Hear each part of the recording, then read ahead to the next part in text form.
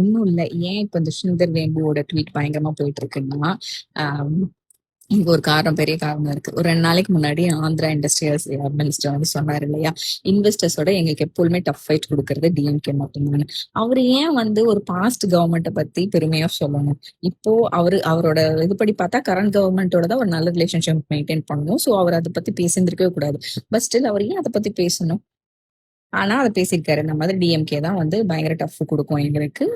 எந்த இன்வெஸ்டர்ஸும் இந்த மாதிரி பிரைபரி வாங்குறாங்க கேட்கறாங்கன்னு ஒரு பிரச்சனையும் பண்ணதில்லை அப்படின்னு சொல்றாங்க. சோ இந்த விஷயத்த மறைக்கிறதுக்காக தான், இந்த விஷயத்த மாற்றணுங்கிறதுக்காக தான் ஸ்ரீதர் வேம்புவோட ட்வீட்டை வந்து இப்ப பயங்கரமா பேசிக்கிட்டு இருக்காங்க. சரி, ஸ்ரீதர் வேம்பு இவர் சொன்ன மாதிரியே பிரைபரி கேட்டாங்கன்னா அவர் ஒரு பெரிய ஆளு. டிரெக்டா வந்து நீங்க வந்து கேஸ் போடுங்க, இந்த ஆபீசர் தான் வந்து வாங்கினாரு அப்படின்னு சொல்லிட்டு கேஸ் போடுங்க. ஏன் போடலன்னு எனக்கு தெரியல. சரி, அந்த ஆபீசரோட பேரை கூட ஏன் மென்ஷன் பண்ணலன்னு கூட தெரியல. நீங்க வந்து பிரைபரி கேட்டாங்கன்னா யாரு கேட்டாங்கன்னு பேர் போடுங்க. நீங்க தான் வந்துட்டு இப்போ கரண்ட் கவர்மெண்ட்ல இது எதுவுமே இல்லைன்னு சொல்றீங்களா? உங்களுக்கு பயங்கர சப்போர்ட் இருக்குல்ல கரண்ட் கவர்மெண்ட்ல இருந்து, நீங்க பண்ணுங்க. ஒண்ணு. நெக்ஸ்ட், டிவிகே கவர்மெண்ட் வந்து உடனடியாக அப்ரூவ் பண்ணிருச்சு, இவங்க வந்து பண்ணல. ஏன் பண்ணல? நீங்க பச்சையா வெளியில சொல்லிட்டு இருக்கீங்க ஹிந்தி இஸ் மஸ்ட் அப்படின்னு சொல்றீங்க.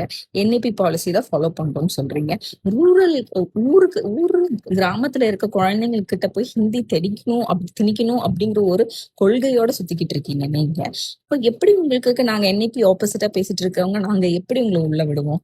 நீங்க வந்து டிரெக்ட் பிஜேபி சப்போர்ட்டர்னு எல்லாருக்கும் தெரியும். இப்படி இருக்கிறவங்க நீங்க வந்து ஸ்கூல்ஸ் மூலமா வந்து நீங்க என்இபி பாலிசியோட தான் வரேன்னு சொல்லி வர ப்ராஜெக்டை எப்படி அப்ரூவ் பண்ணுவாங்க?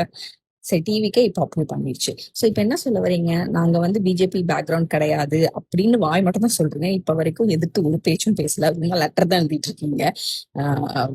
எதுவுமே ஒரு எதிர்த்து பயங்கரமா எந்த ஒரு குரலும் கொடுக்கல. சோ இப்ப இந்த ப்ராஜெக்ட் அப்ரூவ் பண்ணிருக்கீங்க. சோ அப்ப என்ன, வெளியில தான் நாங்க பிஜேபி நான் சப்போர்ட்டர்னு சொல்றீங்க, பட் ஆனா பின்னாடி இந்த வேலை தான் நடந்துட்டு இருக்கோம். ட்விட்டர்ல ஸ்ரீதர் வேம்பு சாரை போட்டு எல்லாரும் அடின்னு அடிச்சு அவர் சொல்லிட்டாப்ல, என்ஓசிக்கெல்லாம் எனக்கு பிரச்சனையே இல்லை, அது யாருக்கோ நடந்தது, எனக்கு அது மாதிரி பிரச்சனையே இல்லை, எனக்கு என்ஓசி இருக்கு, நான் ஸ்கூல் நடத்திட்டு தான் இருக்கேன் டாப்ல. அப்போ அவர் 10 லட்சமும் கொடுக்கல, 25 லட்சமும் கொடுக்கல, 50 லட்சமும் கொடுக்கல, எல்லாம் உருட்டு. சரி, ஓகே, விடுங்க.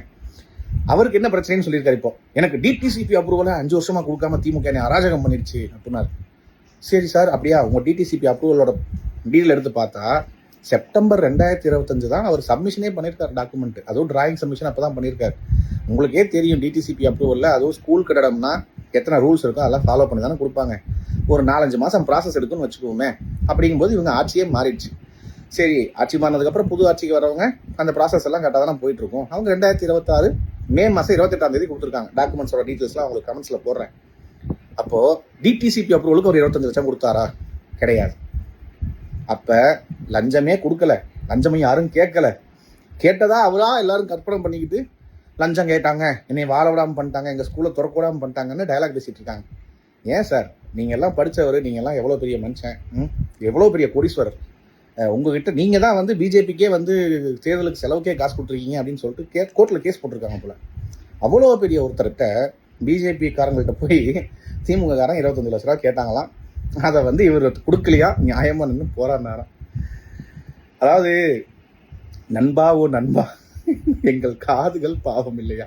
திமுகக்கும் எனக்கு நடுவுல யாரு வந்தாலும் நிர்வாகம் பொறுப்பல்ல. இது கிட்டத்தட்ட ஒரு 3rd கிரேட் ரவுடி பேசுற வார்த்தை. அப்போ இவங்களுக்கும் திமுகக்கும் நடுவுல வந்தது யாருன்னா கூட்டணிகள் தான் இருந்தாங்க. நாங்க வெளியே இருந்து ஆதரவு தெரிவிக்கிறோம். நேத்திக்கு அவர் அவமானப்படுத்தினது கூட்டணி கட்சி தான் அவமானப்படுத்திருக்காரு.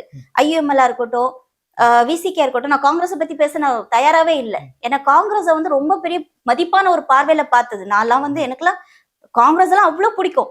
ஆனா இந்த எலெக்ஷன்ல அவங்க பண்ண